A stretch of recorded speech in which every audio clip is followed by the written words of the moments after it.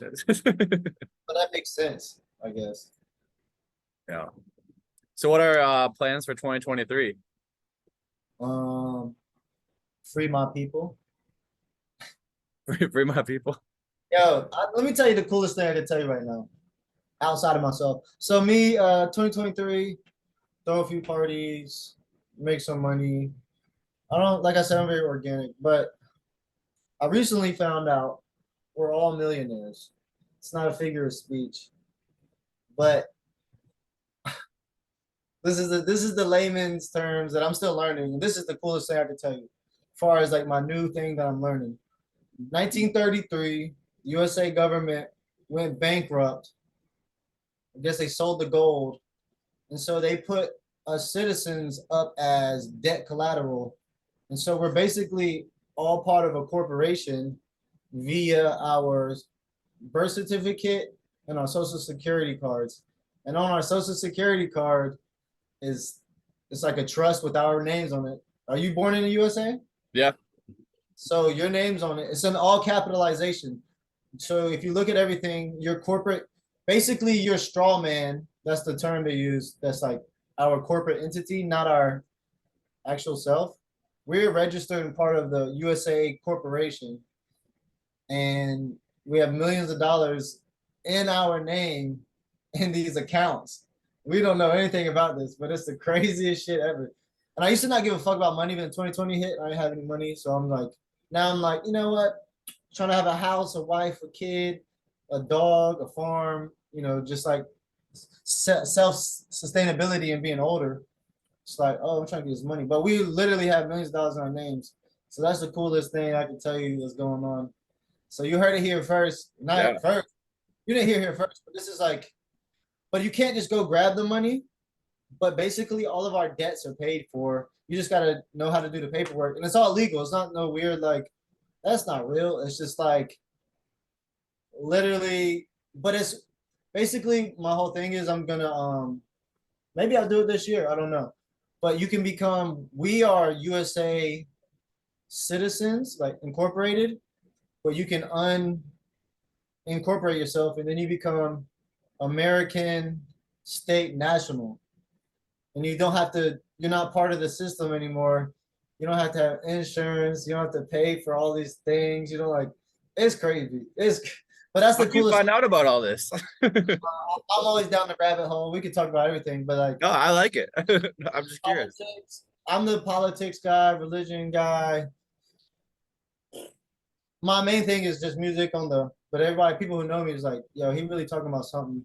I don't even put that stuff in my music. It's just like that stuff is labeled as conspiracy theory, but it's like no, it's like literally go read these books and the laws and everything. And I'm not even like versed well in all this, but it's like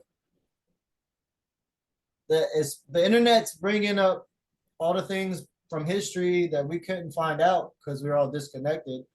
But now it's just like if you go look into it, American State National Social Security card has $1 million in our names, and we can access it. Any debt you have, you can just Eliminate. do your paperwork, send it to them, and then it gets cleared. So you can't really just grab the money, but you can have your debts just wiped out because we already have that money in that trust that we have no idea. Wow. Anyway, but yeah, that's 2023. That's like one of the coolest things. People are like, "What's new?" I'm like, "We're all million." So That's sick. No, that's good. That's good to know. yeah, I mean, I'm just gonna put my music out like I do, but I'm in the season of like health and wealth, and I'm trying to the music's always gonna be there, but it's like that's just something that's just evolved and it continues to blossom. But What are your trying to three health and wealth tips? What are your like three things you're trying to do for health and wealth right now? I quit drinking that drink. I cut out alcohol, but I think each few months I'm gonna cut out a vice. Um, grow your own food. Get you some alkaline water proper, but not out of um the bottles. That's kind of fugazi. Yeah. But eat your non-GMO fruits and veggies. Check out Dr. Sebi and check out some of the dietary Levitical laws. There's clean animals and there's dirty animals, and certain ones you should and should not eat. So check that out. You know what I'm saying? That's a quick little just look me up. There's some sauce involved. So yeah. Hey. Awesome. just know all the tips and tricks around the way. Yeah, just look up what I'm saying. There's some facts involved. But I'm still learning everything myself, you know. Everything takes time to learn. Make real money, you need to become your own boss. That's true. You gotta start your own business. And I guess I am my own business because I get the book and do what I want. But at the end of the day, DJ, for the most part, is still catering to a crowd. Until you make like get to a level where you get to play like what you want to play. But like any great artist, eventually you put that money into building just regular whatever businesses outside of entertainment or building entertainment. But passive income is the way to freedom. Yeah. Be your own boss. Obviously, it's gonna be a lot of hard work in the beginning to get everything you got to get going. But I'm Yeah. still learning all the like money making moves because I used to not really care about money. Yeah. I think if you're not at the point where you're your own boss yet, you got to find ways to learn from the people that are your own boss. I don't think you should just be going into work every day and just being an NPC, you know, just doing whatever you're told and walking around and not gain any knowledge, because the people that above you have been in your shoes before and they already have the answers. So you gotta ask the questions. You gotta put yourself in the position where you can become your own boss. You gotta see everything as an opportunity versus just, a means to an end. Who is Bruce Wayne's boss? Well, Bruce Wayne is just the boss. That's there's nobody above Bruce Wayne. I think actually, if you want to be technical, in some ways Alfred, because Alfred keeps him in check. If it was, if there's anybody that's his boss, it's probably Alfred, because he keeps him in check. And I think you need that as a boss. You need someone that keeps you in check. You need some homies that hold you down when your ego gets a little too big, and that's important. That's just as important as becoming your own boss, is having people to check you occasionally and make sure you're yourself. Facts. Are you your own boss yet, or what? In some aspects of life, yes. Others no. I'm in like the medical field, and I eventually want my own company for that. I mean, from this standpoint, I'm the only one who does anything with this podcast. It's kind of funny because I'll like reach out to artists and they'll like, thank you all for like supporting me on the podcast. And I'm like, it's just me. It's just one dude over here. It's just because I got like, I got my own merch now. I got the podcast. I do some like social media stuff. So people think there's like 5 people over here. I was like, no, it's just me. I'm just out here. It's a good time. I like it. So what, you do your own music as well? Correct. I don't do any of my, well, I used to, like when I was in undergrad, I made music, but it was nothing of quality. No quality music. How did this become about? So I've always just been really obsessed with music, where I just listen to it all the time. And I started running a page where I was just like promoting underground independent artists, and artists reached out to me and asked if I would interview him. And that's kind of how this all came to be. And then it kind of grew into this thing where I interviewed an artist and we were talking about some of his lyrics. And I was like, I think I can make a really cool shirt out of these lyrics. And so then I decided designing some t-shirts, and yeah, I don't know. It's kind of just been one thing leads to another. It wasn't really planned out. It just kind of became what it is now. I like it. I'm actually I'm turning my room into my bedroom into a proper studio. That's where I'm at. Like this right here is the other new station. But the reason I bring that up is I'm starting a podcast. Oh yeah? Trying to be like you. And so, but it's gonna like I really pay attention to all these different like YouTube channels and podcasts, and I'm like, that's really like I watch so many podcasts and people are like living off of this. And there's like memes where it's like the starving musician where he's like they're putting out all this great content and like they get no listens. And then there's like a podcast where like, how was your day? Oh, I couldn't find my shoe. And then they get millions of views. And it's like that's like the meme just it's like it doesn't even matter. It's just like do it. And it's like but Yeah, yeah, do it. but it's like I don't know. My double crown that lives in on Strawberry Lane in the other room, he started his own podcast.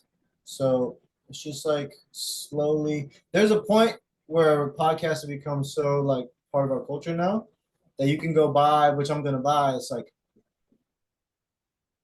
Sweetwater Guitar Center. Just type in podcast, and they have like a package deal with all these things. 20 hours. So this just shows you like everything's moving. So I'm gonna get like this little small little studio thing which like has all the podcasts just lined up outside of like instead of me just buying all the stuff separately, it's like, oh, this is the podcast mixer.